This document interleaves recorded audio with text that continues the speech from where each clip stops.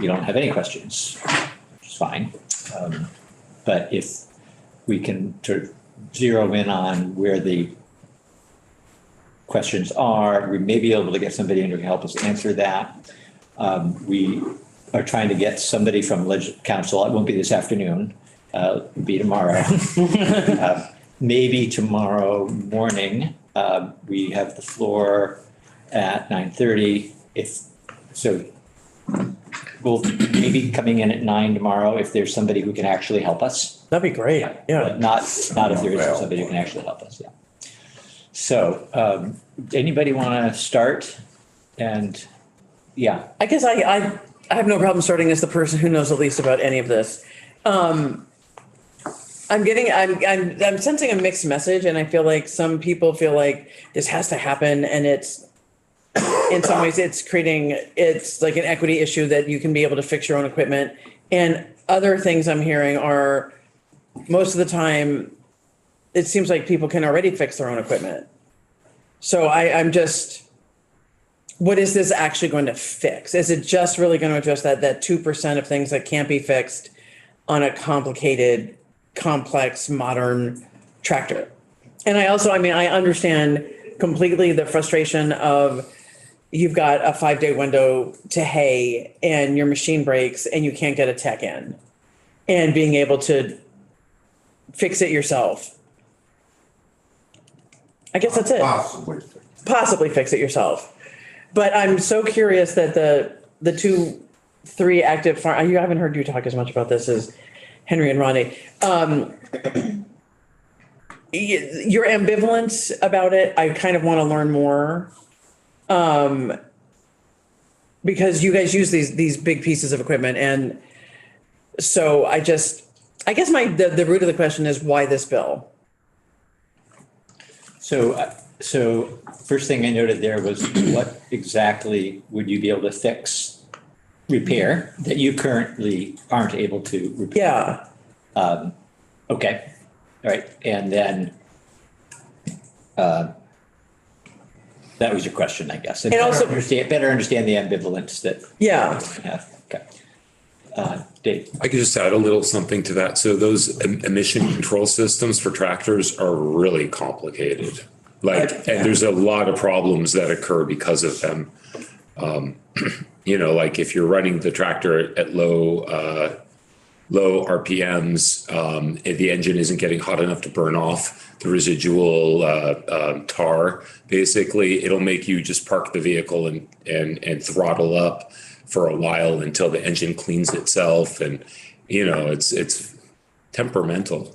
But do you need this bill to do that? Well, no, not to do the normal functioning, but if something goes wrong with the emissions system, I guess that's part of what this is addressing. Okay. How often does your tractor, for the folks who farm, I'm curious, how often do you have machinery break and for how long? Well, that it depends on, break down every once in a while, but I feel like it's totally. unless it's I've had to send my riding mower to the place 3 times, and it's expensive. So I'm understanding a little tiny piece of why you don't want to have it hauled. And the minute you put something on on a loader or whatever, it starts to get very, very expensive. I think there's with equipment, it's so I could buy a tractor and my neighbor could buy the same exact tractor and he could have tons of trouble with his and I could have no trouble with mine. So it's really hard to put a point on something like that. It's I have very good luck with the equipment that I've bought that has emissions stuff on it, but I know several people that have really struggled with it and get really frustrated. It's hard to say one way or another on that. But yeah. Okay. Mike? I guess I would just ask, in response to your question, I would ask what sort of a specific farmer's experience is, or whether it happens a lot or whatever has to do with protecting the right to fix something yourself if it breaks. Right. Right. That's what we're not talking about whether this is a problem Right. that is faced by every level of Thank farmer you. every day or not. We're talking about, do those farmers have the right to do it when it does happen, if it does happen? And I agree with you on looking at it that way, but then I'm really cautioned by what Rodney says, which is he thinks it's gonna hurt farmers more down the long run, and it's gonna make things more expensive. And that is the last thing I wanna do to the agricultural community, is give them the right to repair things and then have John Deere kind of say, you know what, we're done. I mean, I can't imagine that happening, but, you know, or I don't know how many other little repair shops are we gonna put out of business? And we can't know that, but I do think you should have the right to repair your own equipment. Oh. And you should be able to not try to go online and try to figure out like what model part. I mean, I bought, you know, whatever, third-party parts, and sometimes they work and sometimes they don't. Be nice to be able to buy the right things. We've all had that experience. So for those who didn't hear the question, or the prompt here, it's what questions do you have about the bill or about the problem being addressed in the bill that you would want to try and get answered before taking any action on the bill? I guess I already explained mine, but Yes. I just have some language stuff that I need clarified before I can vote one way or another. And then, yeah. Let's try to understand that. Anything specific that Just the parts part of it, the parts part. hurts? Like, The cost part? yeah, the basically the concern that was raised in testimony earlier about us, meaning Okay, good. us meaning the legislature controlling essentially the price of parts. Home now. Oh, God, okay. Just, of being able to control the price. Coffee. I personally don't feel like that's something that the government should be like telling manufacturers that they have to provide the same price to their dealers as they do individual customer, because that's the whole system is designed that goes through a dealership. There's a price. I mean, that would hurt dealerships or dealers, and I feel like that is not good for agriculture in our state. So this point, you also made it, I actually made it too, at one point earlier. And so I want to understand that. Are we conflating their profit model with our own? Right. Right? Like we're just assuming that if it hurts them, it hurts us, but it may not. And that I would like to understand a little more, because if it does hurt us, it probably wouldn't be good.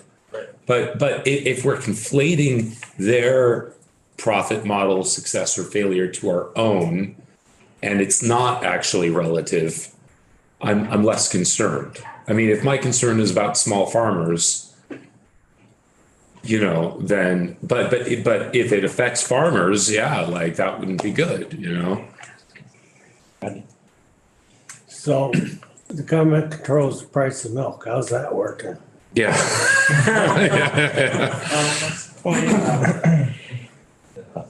That's to keep farmers in business ostensibly, right? And Yeah, isn't that funny? Ha ha ha, yeah. somebody else have a hand up? Yeah, Jed. I just making a parallel, Senator Sanders has been a strong advocate for trying to control big pharma, which I support his efforts, where a dose of something, you don't need to make a 5,000% profit on a product.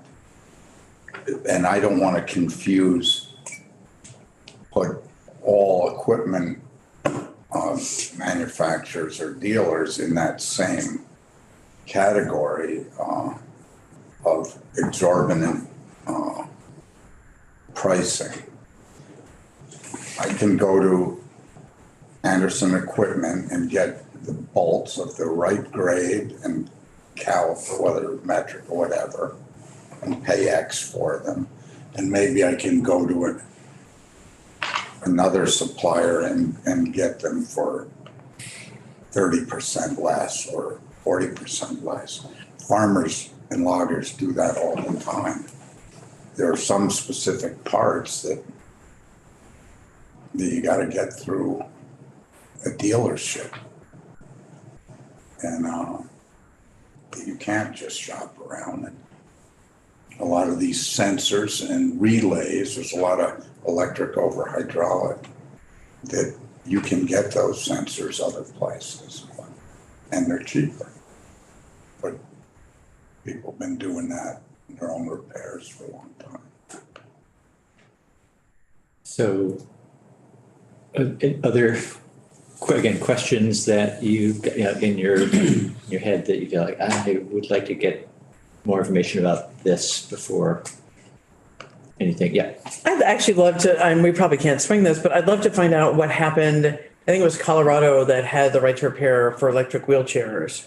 And I'd love to find out what the ripple effect was for that in terms of cost of electric wheelchairs. Did they go up? Did parts cost more because manufacturers were saying, okay, fine, if everyone can have them, we're going to charge more?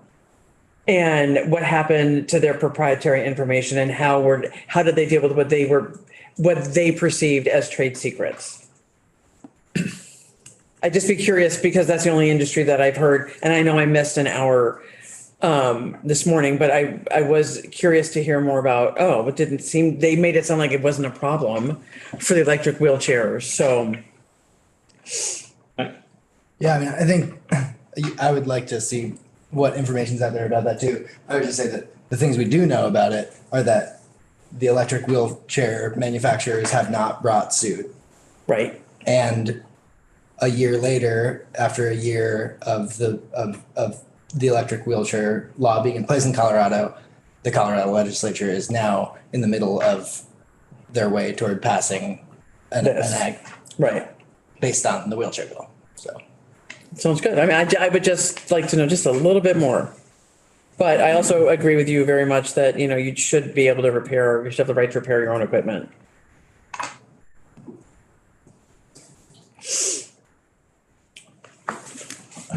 I would love to hear from a few more farmers. I mean, we've heard the story about making hay in Montana, and then Jasper Hill, which is almost its own unique problem of, a dealership selling a piece of equipment that they weren't going to support, which wasn't even their brand. But it would be interesting to hear, a couple more stories of a farmer who said, I knew there was access to this stuff. I bought the $3,000 kit. It was enormously helpful because it was going to be a 10-day wait. I was going to have to fix it.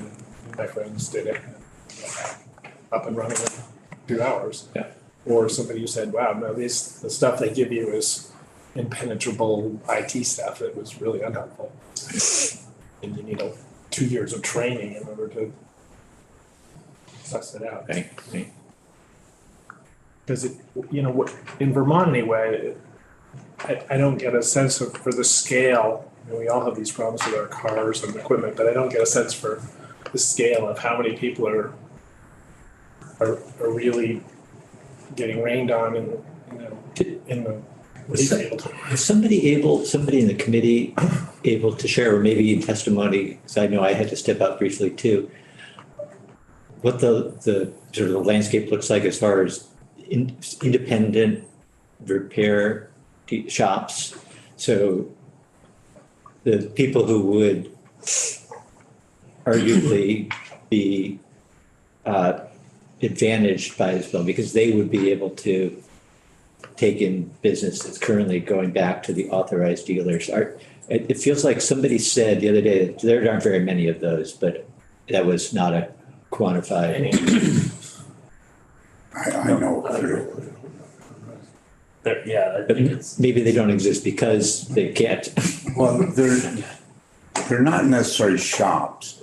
There's one guy, Rick LaHoulier. I think he is in Johnson. Worked for John Deere. I mean, he worked for Nortrax.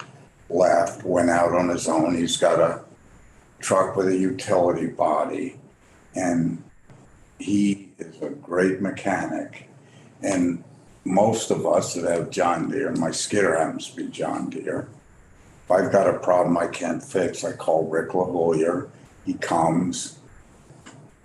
But it's not necessarily this high-tech electrical diagnosis stuff. And that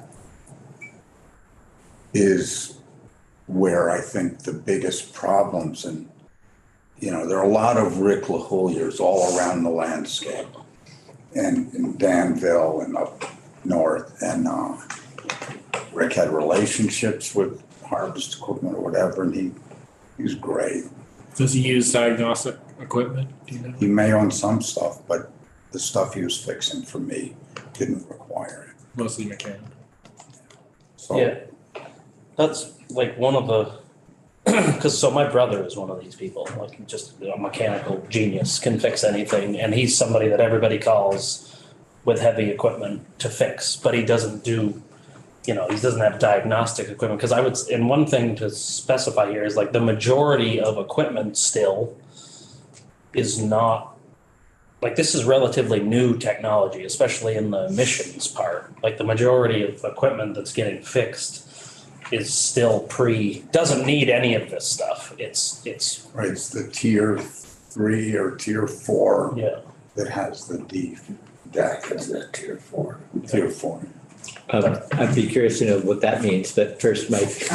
Just on that point, I think, it keeps coming up in conversation that we don't hear about this in Vermont. We don't hear about it from farmers here. And the stories we hear are more from out west, these big farms. And I think that probably that tracks with the fact that those farms have adopted those newer tractors, newer pieces of equipment sooner. And so more of them are being used out there than here. But Bigger they scale. will be used here as the old ones fail and people replace them. And so.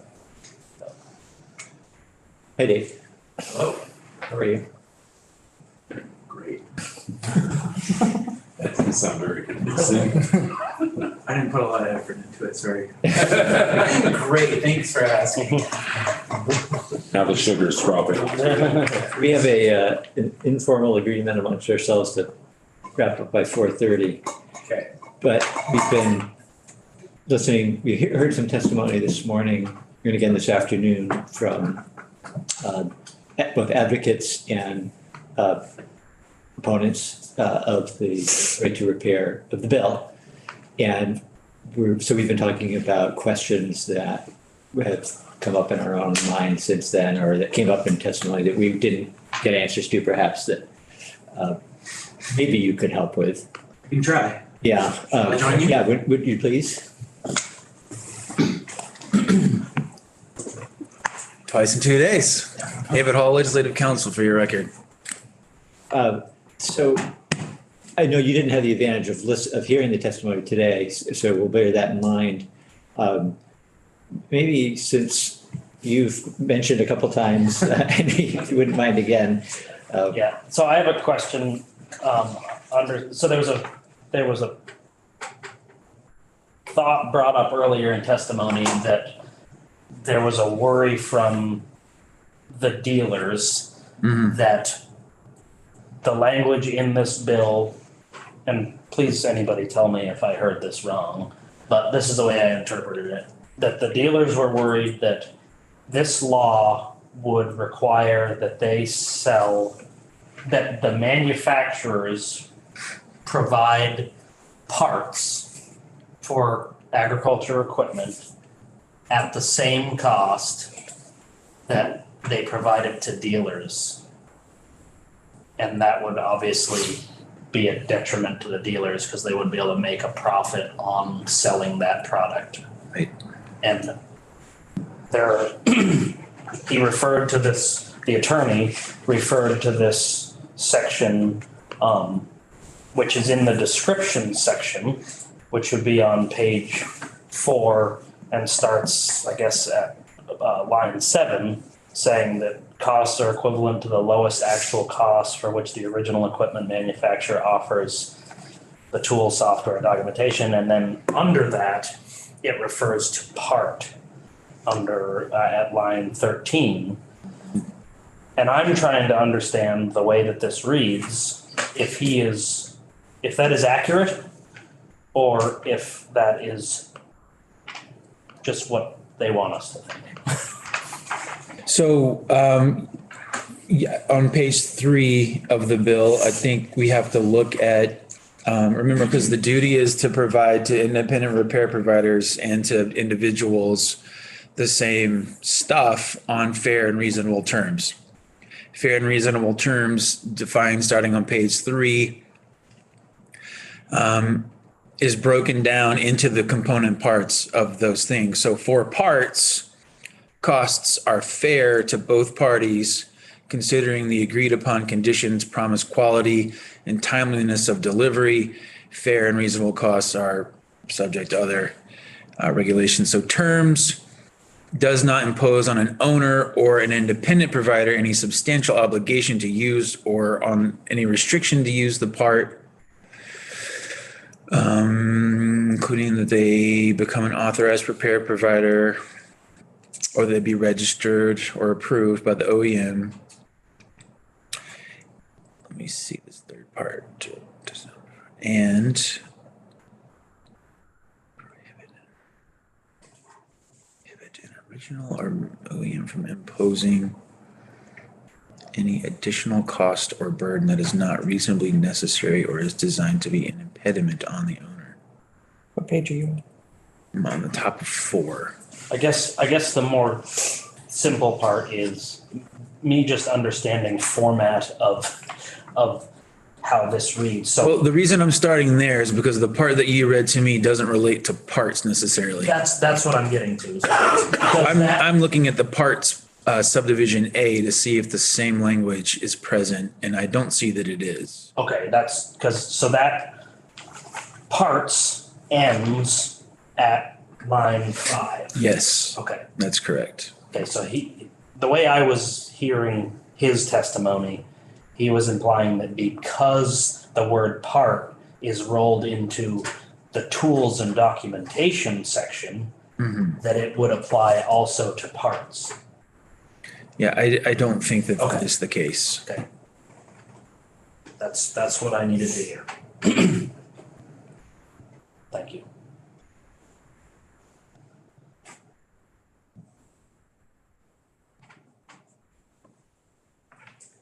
But that said, I keep pausing on that, Roman 2 at the top of 4, where it said, it's sort of a hanging paragraph.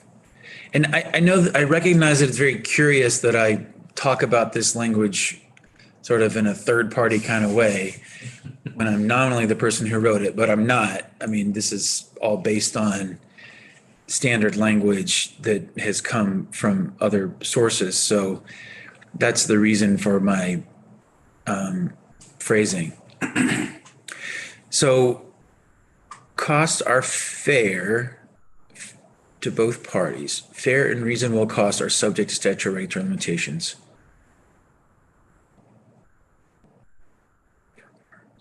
And then the terms, it's like it's missing a noun or something there, but prohibit an original equipment manufacturer from imposing any additional cost or burden that is not reasonably necessary or is designed to be an impediment on the owner or independent repair provider. To me, that is a substantial ambiguity. Because I don't know what it means to say that a additional cost or burden is not reasonably necessary. Does that include profit? I don't know. So Could you interpret that to mean that they have to provide that part on the same terms as an authorized provider? I don't know. It's at least arguable, and I think that's a tough ambiguity there. So, yeah, let's flag that section there if we're going to make any markups, that needs some clarification. Jed? On that exact point, it struck me, I have a friend who's big in Quadco. was a Canadian company that made harvester heads. Known him for years. They owned another company called Rotobeck. Hey, what do you need, Jim? Well, I need some parts. He said, you must go. We cannot sell directly to you as an end user. You have to go to Rotobeck, the closest Rotobeck dealer, which is in Littleton, New Hampshire. And as an end user, I can only purchase through them. Obviously, they sell, the manufacturer sells to their Rotobeck dealer in New England, and then they sell to the user. So they're not selling it to me for the same price they pay for it, I'm assuming. The last thing I would say as a matter of statutory construction is that they do treat them differently among the three things. So, in the first instance for parts, costs have to be fair. In the second instance for tools, costs have to be the lowest possible cost. For third, documentation has to be free. So I guess I would make, on balance, reading all of that together, I would say the standard for parts is fair with this ambiguity about what a profit markup might look like, considering what you've just said. But for, B, it's unequivocal. It has to be the lowest possible cost. Josie. I guess, and I'm totally playing devil's advocate here for a second. As someone who used to own a business, if there was a law that came down and said, this is what you can sell your product for, I'd have some feelings about that. Having said that, I also feel like these guys, there's a huge markup. And I feel there is,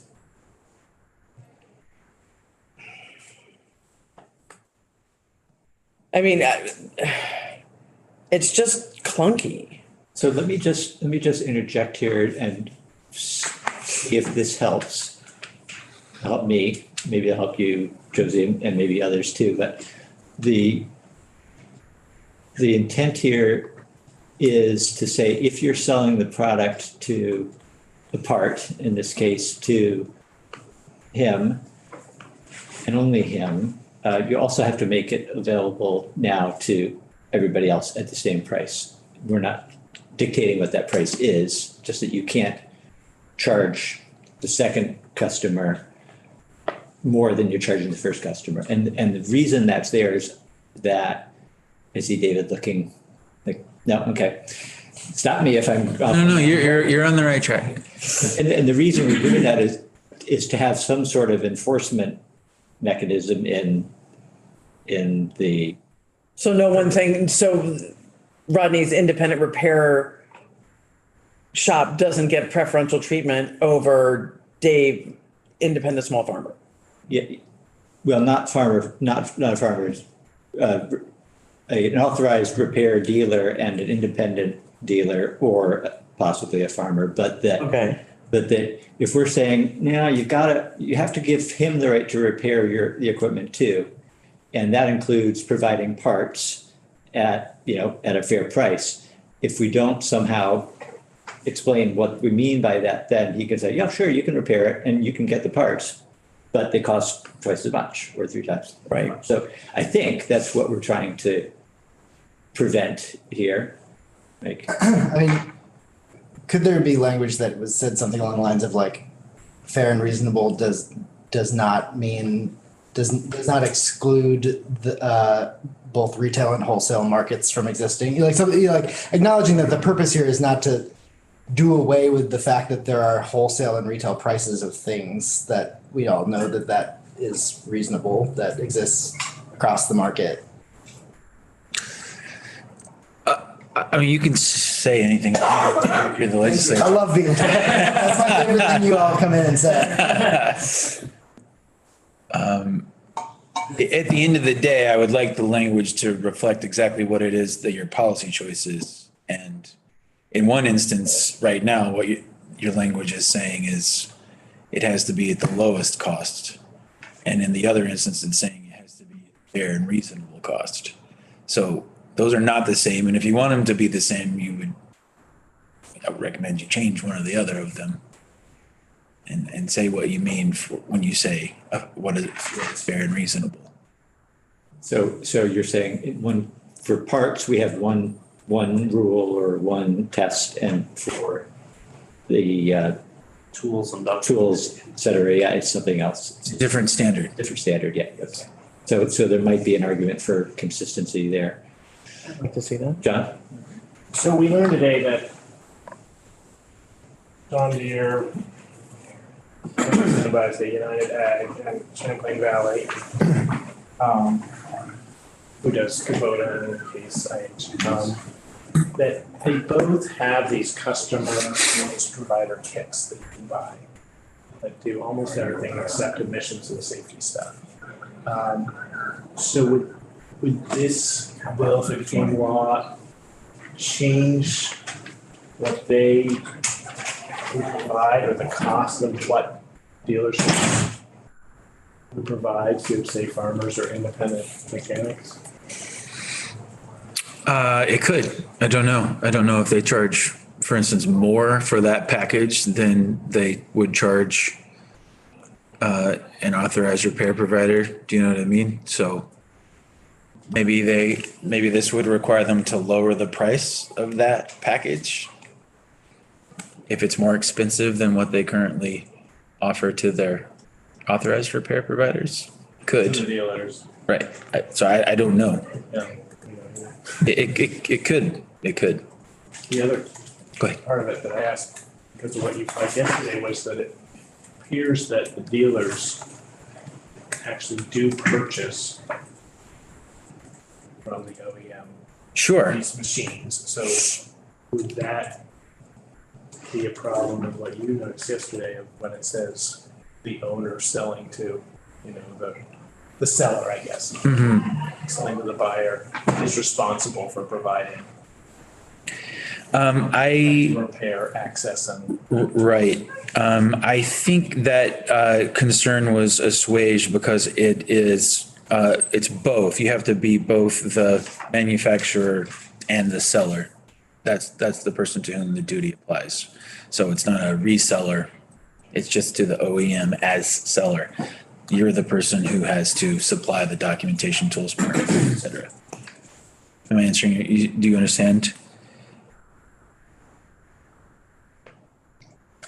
Hold on. Let me go. Let me try to point to language that will help. While you're looking that up, Mike, I just wanted to flag, you had asked the question this morning about, it was an or, a dealer or. It's right next to it. He's good. It's right here. She never. I'm trying to find that. Yeah.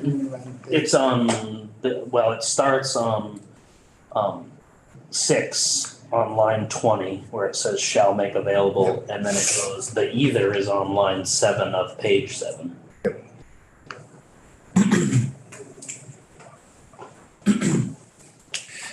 So my answer to you is in the definition of subdivision 7, the definition of OEM is the person engaged in the business of selling the equipment.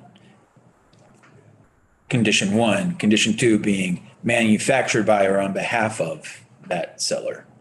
So it's a two-part test. You have to both be a manufacturer and the seller, not just a person who sells a tractor, right? So it would apply to Kubota, but not to Kubota's dealer, because the dealer is not the manufacturer and seller, it's just seller. Whereas Kubota itself is manufacturer and seller, sells to its dealer, dealer sells to retail customer. What was the point that you were making just now? Yeah. So in section 4052, starting at the bottom of page 6, and most specifically the last sentence, starting with line 6 on page 7, it says an original equipment manufacturer shall make the documentation, parts, and tools available either directly or through an authorized repair provider. So just looking for clarity on what that's saying. There could be a comma after directly. could say either directly or through an authorized repair provider. So either OEM gives it straight to the customer, or it says my dealer reps make this stuff. But it doesn't compel them to do both of those things. Right. Right. It's, that's just one mechanism by which they could affect that transfer. And I think we heard from, in testimony this morning, that somebody's interpretation of this was different. The attorney for the Manufacturers Association was testifying that he was reading that as that it compelled them to provide them both directly and through service providers. Then it would say both and instead of either or. Those are the exact words I used. We were on the same page. I'm in. Well, behind the clock. Dave's hands up. Josie, did you want to ask, you earlier, you had said you had questions just about what exactly? No? Mike sort of settled some of the questions I had, because it's not about how many people need it, it's about the right to repair. So I was getting sort of micro, and he did the high level thing, which I'm learning how to be better at. I guess my only other thing is I would love to see some consistency with lowest possible price and what's fair, because that does seem very inconsistent. And if I would be confused, and I don't think you should ever force someone in a business to sell the lowest possible price and then say previously what seems fair, because then the lowest possible price could be what you paid for it, and then you're cutting out any profit margin. I want to make sure I'm not splitting hairs, but it's not lowest possible price, but rather lowest actual cost for which you make it available to your authorized repair provider. I don't know if we're saying the same thing, we might be, but I don't know. Hang on. lowest possible price would be zero, right? Right. But we're not saying that. We're saying at the same price, on the same terms as you make available to your dealer. Okay, that could be clearer, I think. But that's for tools and documentation only. Not for parts. Right, For not for parts. parts. Okay, got it. And I think there is valid reason for having those be different, right? Like, Right. What do you think those are? Because tools includes the diagnostics that you need time and time again to figure out what your problems are. Documentation includes the manuals that already are made available for free, we've heard. Parts are the thing that you buy in a one-off situation depending on what, and so I think it's valid that parts would be treated differently than maybe the tool you need to find out your problem or the documentation you need to the schematics you need to make a repair. I'd love to ask something. Yes, I'm sorry, go ahead, Dave. So I'm getting the sense that this is all very badly worded. When a lawyer says things like could and maybe, all the warning flags go up. The sense I'm getting is that fair is all very subjective, and there's a lot of subjective language in here, and that this probably should be rewritten to some degree for clarity, so we even know what we're voting for. I mean, does that seem right to you? Or is it clear to you? I don't quite know how to answer that. For my first answer, my gut answer, this is not the way I would write it. Yeah. But that happens all the time. So that's not that's not a that's certainly not prohibitive. But are words like fair kind of subjective inherently from a legal perspective? Yes.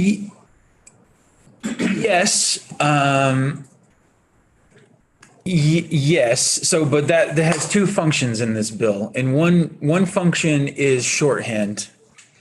And so, for instance, even though we say fair and reasonable for tools, we use the word fair. What we actually are saying is costs are equivalent to the lowest actual cost for which you make it available to. Reference back. So that's substantive. We can measure that. Okay. But the subjective use of the word fair in, parts costs are fair to both parties. Who's going to be the arbiter of that? It's going to be, the mechanism here is the Consumer Protection Act, which means if we ultimately come to conflict and that comes to enforcement, then either the AG or a court is going to have to decide what was a fair bargain for the price of a part that you sold to an independent provider or to an owner. That's harder.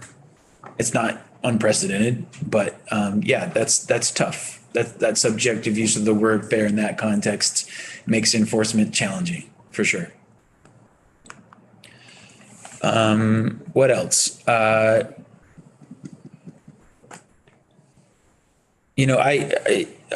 be blunt, this is where the language started. It's usually not the case that that's where language finishes, but that is a choice of the legislature, not of me. So could this be better written? Of course. I don't have time to rewrite this chapter before tomorrow. So you, and I think you were not dancing around this, but were explicit that you didn't write the bill. So sometimes we'll come to you, your counterpart, to say, can you help me write a bill? Right. In this case, somebody else, perhaps from another state, had written the bill. I mean, that happens too, that Sure. we'll go to one of the organizations that works with legislatures across the country. Yep. Say, is there another state that's doing something like this? And they will say, yeah, here's some draft legislation. I'm not sure if that's what happened here, but in any case, it wasn't the first situation. It was somebody else's. So this is if this is an amalgamation of a proposal by an advocacy organization, but then limited in scope to be focused on ag and forestry equipment. And that is the part that we did in Vermont. So they didn't start by supplying draft language for ag equipment. So that's a change out in the definitions, what I talked about before about the scope, what the universe is. So it's neither theirs nor ours, it's a composite. But the construct, the fair and reasonable terms, the universe of authorized versus independent, what we mean when we say the definitions other than ag and forestry equipment, the other definitions are, I don't know if they're identical to the, because there's been iterations over the years of model legislation propagated by this organization. So parts of it are verbatim from that, but not all of it. And no, it's not unusual to use legislation from other sources. Certainly not. And then, as you were saying also a moment ago, it's not unusual sometimes bills come in the committee votes it out as is, and we then vote on the floor whether to pass the bill. But more often than not, I would say we're voting on a bill as amended by the committee. So it would be, I think, unusual for, not unheard of at all, but often happens that committees will say, we need to fix something. We don't like this wording. It's not clear. I don't understand this. If I don't understand it, do I want to vote for it? That kind of thing. So while we have David, and since it's running late, I'll just go once around and see if anybody has anything about the language. I just have one more technical Yeah. question. So maybe you've seen parallels to this, but what happens in the case where there are diagnostic tools, there are manuals, there are special tools maybe to fix these, and they've really been designed with training in mind. So the flow through an authorized dealer who has trained technicians, and then the OEM is compelled to sell diagnostic, all the stuff, all the package, but not the training part. Are there other products where this is, say put the OEM in a liability position, or you can see proprietary wise, like this stuff is really made to be used by trained people? It's far as what happens when the repair goes bad, I don't know. It's a case by case if it ends in Consumer beware kind of thing. I mean, it wouldn't be a per se violation for which, an OEM would automatically have liability just because they provided this information and the person used it and didn't know what they were doing and caused the problem. I mean, it doesn't mean, the repairer couldn't sue them and say, you designed a faulty tool, or this information was wrong and I hurt myself and that's your fault. That could happen. As far as, comparable situations though, I cannot think of, and I've been racking my brain, and I cannot think of another time in law where we've forced a business to sell something. I've never seen it before. I can't give you any analog. I have no idea what a comparable situation would be and what the fallout would be. I don't know.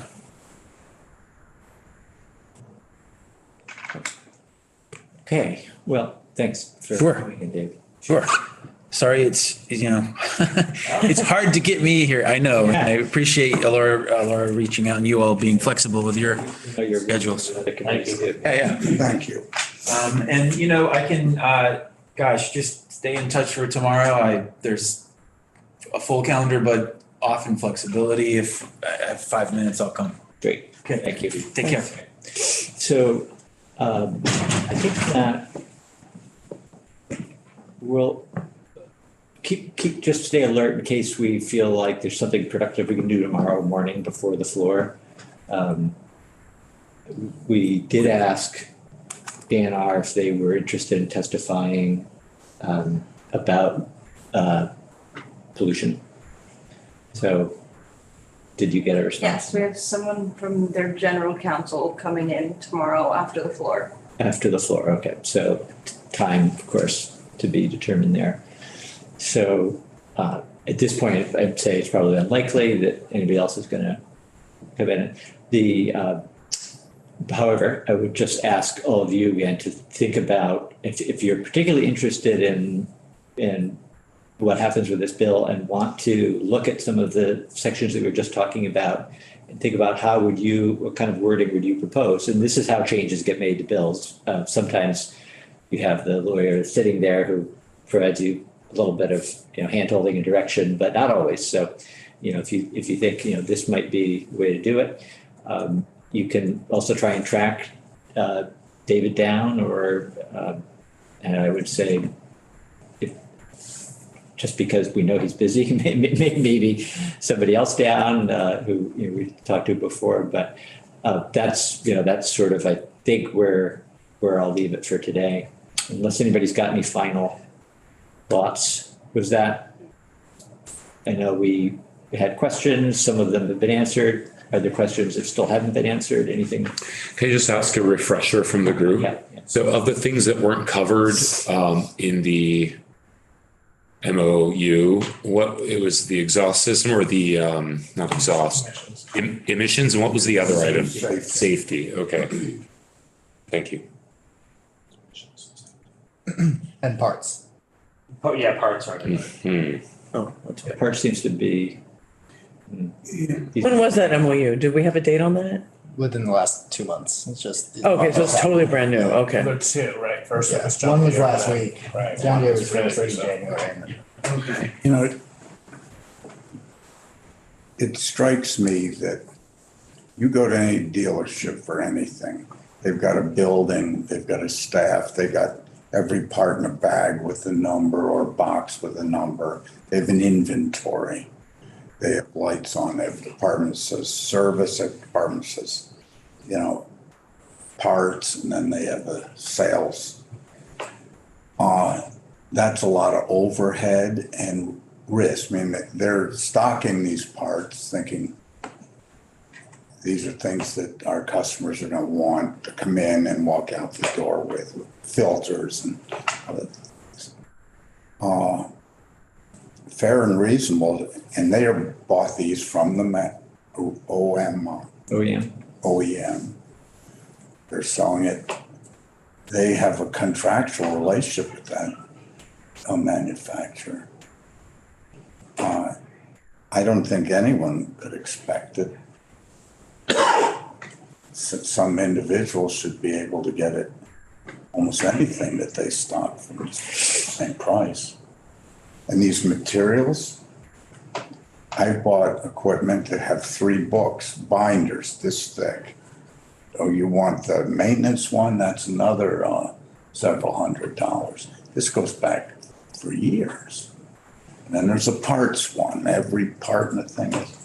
So, you know, I can't, someone say, wow, you gotta provide me those. It does specify that if you're asking for it to be printed, that they can charge you for the printed copy, that they just have to, the free relates to digital.